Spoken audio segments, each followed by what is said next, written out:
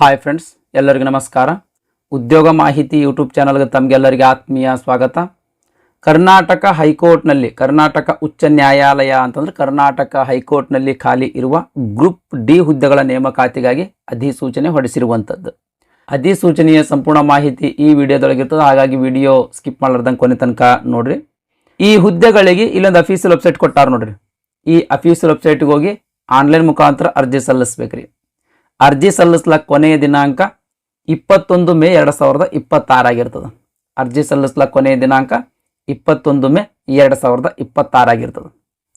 ನಾನ್ ಹೈದರಾಬಾದ್ ಕರ್ನಾಟಕದ ಅಭ್ಯರ್ಥಿಗಳಿಗೆ, ನಾನ್ ಹೈದರಾಬಾದ್ ಕರ್ನಾಟಕ ಅಥವಾ ನಾನ್ ಕಲ್ಯಾಣ ಕರ್ನಾಟಕದ ಅಭ್ಯರ್ಥಿಗಳಿಗೆ 93 ಹುದ್ದೆಗಳ ಮೀಸಲಿರುವಂಥದ್ದು. ಇನ್ನು ಕಲ್ಯಾಣ ಕರ್ನಾಟಕದ ಅಭ್ಯರ್ಥಿಗಳಿಗೆ ಕಲ್ಯಾಣ ಕರ್ನಾಟಕದ ಅಭ್ಯರ್ಥಿಗಳಿಗೆ 8 ಹುದ್ದೆಗಳ ಮೀಸಲಿರುವಂಥದ್ದು. ಓಕೆ ರೀ. ಒಟ್ಟಾರೆಯಾಗಿ 101 ಹುದ್ದೆಗಳ ನೇಮಕಾತಿಗಾಗಿ ಅಧಿಸೂಚನೆ ಹೊರಡಿಸಿರುವಂಥದ್ದು. 93 ಹುದ್ದೆಗಳಲ್ಲಿ ಜವಾನ, ಕಾವಲುಗಾರ, ಸ್ವೀಪರ್, ಹೌಸ್ ಕೀಪಿಂಗ್ 85 ಹುದ್ದೆಗಳ ಖಾಲಿ ಇರುವಂಥದ್ದು. ಲಿಫ್ಟ್ ಅಟೆಂಡರ್ 5 ಹುದ್ದೆಗಳು, ಸಹಾಯಕ ಬೈಂಡರ್ 1 ಹುದ್ದೆ, ದರ್ಜಿ ಅಂದರೆ ಟೇಲರ್ 1 ಹುದ್ದೆ, ದೋಬಿ 1 ಹುದ್ದೆ. ಈ ರೀತಿ 93 ಹುದ್ದೆಗಳು ಖಾಲಿ ಇರುವಂಥವು. ನೆಕ್ಸ್ಟ್ ಹುದ್ದೆಗಳ ವರ್ಗೀಕರಣ ಕೊಟ್ಟಿರುವಂಥದ್ದು. ಜವಾನ, ಕಾವಲುಗಾರ, ಸ್ವೀಪರ್, ಆಮೇಲೆ ಹೌಸ್ ಕೀಪಿಂಗ್ ಯಾವ್ಯಾವ ಕ್ಯಾಟಗರಿಗೆ ಎಷ್ಟೆಷ್ಟು ಹುದ್ದೆಗಳು ಖಾಲಿ ಅದಾವ ಅಂತ ಇಲ್ಲಿ ಹುದ್ದೆಗಳ ವರ್ಗೀಕರಣ ಕೊಟ್ಟಿರುವಂಥದ್ದು. ದಯಮಾಡಿ ವಿಡಿಯೋ ಪಾಸ್ ಮಾಡಿ ನೋಡ್ರಿ. ಅದೇ ರೀತಿ ಲಿಫ್ಟ್ ಅಟೆಂಡರ್ ಹುದ್ದೆಗಳ ವರ್ಗೀಕರಣ ಕೊಟ್ಟಿರುವಂಥದ್ದು. ದಯಮಾಡಿ ವಿಡಿಯೋ ಪಾಸ್ ಮಾಡಿ ನೋಡ್ರಿ. ನೆಕ್ಸ್ಟ್, ಒಂದಕ್ಕಿಂತ ಹೆಚ್ಚು ಗ್ರೂಪ್ ಡಿ ವೃಂದದ ಹುದ್ದೆಗಳಿಗೆ ಅರ್ಜಿ ಸಲ್ಲಿಸ್ಲಕ್ಕೆ ಬಯಸಿದ್ರೆ ಪ್ರತಿ ವೃಂದಕ್ಕೆ ಅಧಿಕೃತ ವೆಬ್ಸೈಟ್ನಲ್ಲಿ ಒದಗಿಸಲಾದ ಆಯಾ ಲಿಂಕ್ಗಳ ಮೂಲಕ ಪ್ರತ್ಯೇಕವಾಗಿ ಅರ್ಜಿ ಸಲ್ಲಿಸ್ಬೇಕ್ರಿ. ಈಗ ವಿವಿಧ ರೀತಿಯ ಹುದ್ದೆಗಳದಾವು. ಒಂದಕ್ಕಿಂತ ಹೆಚ್ಚಿನ ಹುದ್ದೆಗಳಿಗೆ ನೀವು ಅರ್ಜಿ ಸಲ್ಲಿಸ್ಬೇಕಂತ ಅಂದ್ಕೊಂಡಿದ್ದೀರಿ ಅಂತಂದ್ರೆ ಈ ಹೈಕೋರ್ಟ್ನ ಅಫೀಷಿಯಲ್ ವೆಬ್ಸೈಟ್ನಲ್ಲಿ ಪ್ರತಿ ಹುದ್ದೆಗೆ ಪ್ರತ್ಯೇಕವಾದ ಲಿಂಕ್ ಇರ್ತದೆ ರೀ. ಪ್ರತಿ ಹುದ್ದೆಗೆ ಪ್ರತ್ಯೇಕವಾದ ಲಿಂಕ್ ಅದ, ಹಾಗಾಗಿ ಪ್ರತ್ಯೇಕವಾದ ಅರ್ಜಿಯನ್ನು ನೀವು ಸಲ್ಲಿಸ್ಬೇಕ್ರಿ. ನೆಕ್ಸ್ಟ್, ವೇತನ ಶ್ರೇಣಿಯ ಬಗ್ಗೆ ನೋಡೋದಾದ್ರೆ, ಅಂದರೆ ಈ ಹುದ್ದೆಗಳಿಗೆ ಸೆಲೆಕ್ಟ್ ಆದಮೇಲೆ ನಿಮಗೆ ಎಷ್ಟು ಪೇಮೆಂಟ್ ಇರ್ತದ ಅಂತ ಅನ್ನೋದ್ರ ಬಗ್ಗೆ ನೋಡೋದಾದ್ರೆ, ಜವಾನ, ಕಾವಲುಗಾರ, ಸ್ವೀಪರ್, ಹೌಸ್ ಕೀಪಿಂಗ್, ಸಹಾಯಕ ಬೈಂಡರ್, ದೋಬಿ ಇವರೆಲ್ಲರಿಗೂ ಪ್ರತಿ ತಿಂಗಳಿಗೆ 19,900 ರೂಪಾಯಿ ಬೇಸಿಕ್ ಪೇಮೆಂಟ್ ಇರುವಂಥದ್ದು ರೀ. ಇದ್ರ ಮೇಲೆ, ಈ ಬೇಸಿಕ್ ಪೇಮೆಂಟ್ ಮೇಲೆ ಇನ್ ಅಡಿಷನ್ ಆಗಿ ಅಲವೆನ್ಸಸ್ಗಳು ಕೂಡ ನೀಡಲಾಗ್ತದೆ. ಅಲವೆನ್ಸಸ್ ಎಲ್ಲ ಸೇರಿದ್ರೆ ಒಂದು 28,000ದಿಂದ 30,000 ರೂಪಾಯಿ ತನಕ ಪೇಮೆಂಟ್ ನಿಮ್ಮ ಕೈಗೆ ಸಿಗಬಹುದು ಸ್ನೇಹಿತರೆ. ನೆಕ್ಸ್ಟ್, ಲಿಫ್ಟ್ ಅಟೆಂಡರ್, ದರ್ಜಿ ಅಂದರೆ ಟೇಲರ್. ಈ ಹುದ್ದೆಗಳಿಗೆ ಪ್ರತಿ ತಿಂಗಳಿಗೆ 21,700 ರೂಪಾಯಿ ಬೇಸಿಕ್ ಪೇಮೆಂಟ್ ಇರುವಂಥದ್ದು. ಈ ಬೇಸಿಕ್ ಪೇಮೆಂಟ್ ಮೇಲೆ ಆಗ್ಲೇ ಹೇಳ್ದಂಗೆ ಇನ್ ಅಡಿಷನ್ ಆಗಿ ಅಲವೆನ್ಸಸ್ಗಳು ಕೂಡ ನೀಡಲಾಗ್ತದೆ. ಅಲವೆನ್ಸಸ್ ಎಲ್ಲ ಸೇರಿದ್ರೆ ಒಂದು 35,000 ರೂಪಾಯಿ ತನಕ ಪೇಮೆಂಟ್ ನಿಮ್ಮ ಕೈ ಸಿಗಬಹುದು. ನೆಕ್ಸ್ಟ್, ಎಜುಕೇಷನ್ ಕ್ವಾಲಿಫಿಕೇಷನ್ ಬಗ್ಗೆ ನೋಡೋದಾದ್ರೆ, ಜವಾನ, ಕಾವಲುಗಾರ, ಸ್ವೀಪರ್, ಹೌಸ್ ಕೀಪಿಂಗ್ ಈ ಹುದ್ದೆಗಳಿಗೆ ಅರ್ಜಿ ಸಲ್ಲಿಸಬೇಕಾಗಿತ್ತು ಅಂದ್ರೆ 10ನೇ ತರಗತಿ ಪಾಸ್ ಆಗಿರಬೇಕು. 10ನೇ ತರಗತಿ ನೀವು ಪಾಸ್ ಆಗಿದ್ರಿ ಅಂತಂದ್ರೆ ಈ ಹುದ್ದೆಗಳಿಗೆ ಅರ್ಜಿ ಸಲ್ಲಿಸಬಹುದು. ನೆಕ್ಸ್ಟ್, ಲಿಫ್ಟ್ ಅಟೆಂಡರ್ 10ನೇ ತರಗತಿ ಪಾಸ್ ಆಗಿ ಲಿಫ್ಟ್ ಮೆಕ್ಯಾನಿಸಮ್ನಲ್ಲಿ ಎಕ್ಸ್ಪೀರಿಯನ್ಸ್ ಹೊಂದಿದ್ರಿ ಅಂತ ತಿಳ್ಕೊಳ್ರಿ, ಅಂಥವ್ರು ಈ ಹುದ್ದೆಗಳಿಗೆ ಅರ್ಜಿ ಸಲ್ಲಿಸ್ಬೋದು. ಯಾವುದ್ರೆ ಲಿಫ್ಟ್ ಅಟೆಂಡರ್ ಹುದ್ದೆಗಳಿಗೆ ಅರ್ಜಿ ಸಲ್ಲಿಸ್ಬೋದು. 10ನೇ ತರಗತಿ ಪಾಸ್ ಆಗಿ ಲಿಫ್ಟ್ ಮೆಕ್ಯಾನಿಸಮ್ನಲ್ಲಿ ಎಕ್ಸ್ಪೀರಿಯನ್ಸ್ ಅನ್ನು ಹೊಂದಿರಬೇಕು. ನೆಕ್ಸ್ಟ್, ಸಹಾಯಕ ಬೈಂಡರ್ 10ನೇ ತರಗತಿ ಕ್ವಾಲಿಫಿಕೇಶನ್ದೊಂದಿಗೆ ಬೈಂಡಿಂಗ್ ಕೆಲಸದಲ್ಲಿ 2 ವರ್ಷಗಳ ಎಕ್ಸ್ಪೀರಿಯನ್ಸ್ ಅನ್ನು ಹೊಂದಿರಬೇಕು. ಬೈಂಡಿಂಗ್ ಕೆಲಸದಲ್ಲಿ 2 ವರ್ಷಗಳ ಎಕ್ಸ್ಪೀರಿಯನ್ಸ್ ಹೊಂದಿದ್ರಿ ಅಂತಂದ್ರೆ ಈ ಸಹಾಯಕ ಬೈಂಡರ್ ಹುದ್ದೆಗಳಿಗೆ ಅರ್ಜಿ ಸಲ್ಲಿಸಬಹುದು. ನೆಕ್ಸ್ಟ್, ದರ್ಜಿ ಅಂದರೆ ಟೇಲರ್ ರೀ. 10ನೇ ತರಗತಿ ಪಾಸ್ ಮಾಡಿರಬೇಕು. ಆಮೇಲೆ ಟೇಲರಿಂಗ್ ಕೆಲಸದಲ್ಲಿ 3 ವರ್ಷಗಳ ಎಕ್ಸ್ಪೀರಿಯನ್ಸ್ ಅನ್ನು ಹೊಂದಿರಬೇಕು. ನೆಕ್ಸ್ಟ್, ದೋಬಿ 10ನೇ ತರಗತಿ ಪಾಸ್ ಆಗಿರಬೇಕು.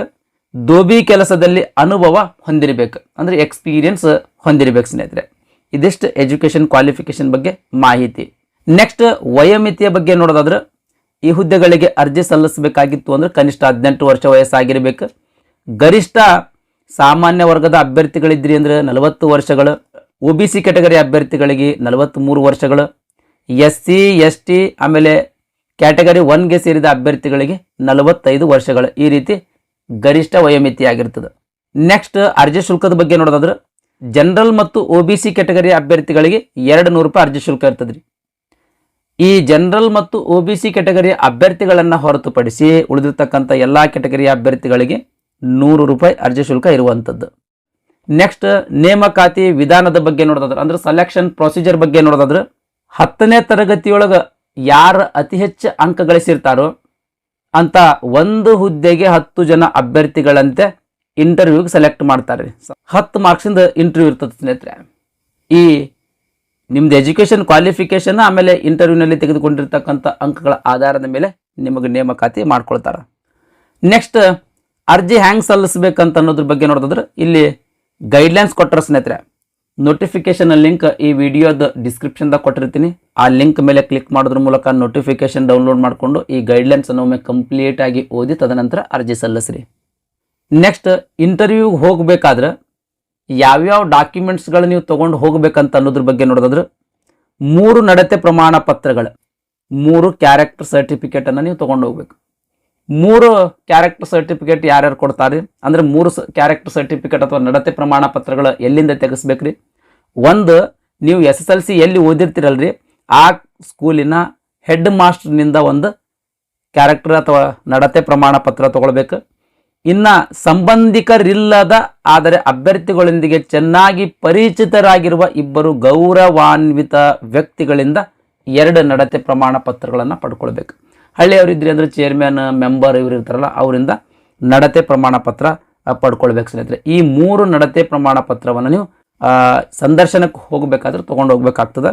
ಅದ್ರ ಜೊತೆಗೆ SLC ಮಾರ್ಕ್ಸ್ ಕಾರ್ಡ್ ಆಗಿರ್ಬೋದು, ಕಾಸ್ಟ್ ಸರ್ಟಿಫಿಕೇಟ್ ಆಗಿರ್ಬೋದು, ಇನ್ನು ಮೀಸಲಾತಿಗೆ ಬೇಕಾಗಿರ್ತಕ್ಕಂಥ ಡಾಕ್ಯುಮೆಂಟ್ಸ್ಗಳಾಗಿರಬಹುದು. ಈ ರೀತಿಯ ಎಲ್ಲ ಒರಿಜಿನಲ್ ಡಾಕ್ಯುಮೆಂಟ್ಸ್ಗಳೊಂದಿಗೆ 1-2 ಸೆಟ್ ಜೆರಾಕ್ಸ್ ಸೆಟ್ಟನ್ನು ತೊಗೊಂಡು ಹೋಗಬೇಕಾಗ್ತದೆ ಸ್ನೇಹಿತರೆ. ನೆಕ್ಸ್ಟ್ ಈ ಗ್ರೂಪ್ ಡಿ ಹುದ್ದೆಗಳದಾವಲ್ರಿ, ಈ ಗ್ರೂಪ್ ಡಿ ಹುದ್ದೆಗೆ ಸೆಲೆಕ್ಟ್ ಆದಮೇಲೆ ಹೈಕೋರ್ಟ್ ಬೆಂಗಳೂರಿನಲ್ಲಿಯೇ ನಿಮಗೆ ಪೋಸ್ಟಿಂಗ್ ಕೊಡ್ಬೋದು ಅಥವಾ ಅದರ ಬೆಂಚಸ್ಗಳಾದ ಧಾರವಾಡ ಬೆಂಚ್ ಅಥವಾ ಕಲಬುರಗಿ ಬೆಂಚ್ಗಳಲ್ಲಿ ನಿಮಗೆ ಪೋಸ್ಟಿಂಗ್ ಕೊಡ್ಬೋದು ಸ್ನೇಹಿತರೆ. ಓಕೆ ರೀ. ಈ ಹುದ್ದೆಗಳಿಗೆ ಆಗ್ಲೇ ಹೇಳ್ದಂಗೆ ಯಾವುದೇ ರೀತಿಯ ಸ್ಪರ್ಧಾತ್ಮಕ ಪರೀಕ್ಷೆ ಇರಂಗಿಲ್ಲ ಸ್ನೇಹಿತರೆ. ಮೆರಿಟ್ ಆಧಾರದ ಮೇಲೆ ನೇಮಕಾತಿ ಮಾಡ್ಕೊಳ್ತಾರೆ. ಓಕೆ ರೀ. ಇದಿಷ್ಟು ಕರ್ನಾಟಕ ಹೈಕೋರ್ಟ್ನಲ್ಲಿ ಖಾಲಿ ಇರುವ ಗ್ರೂಪ್ ಡಿ ಹುದ್ದೆಗಳ ನೇಮಕಾತಿಗಾಗಿ ಹೊರಡಿಸಿರುವಂಥ ಅಧಿಸೂಚನೆಯ ಸಂಪೂರ್ಣ ಮಾಹಿತಿಯಾಗಿತ್ತು.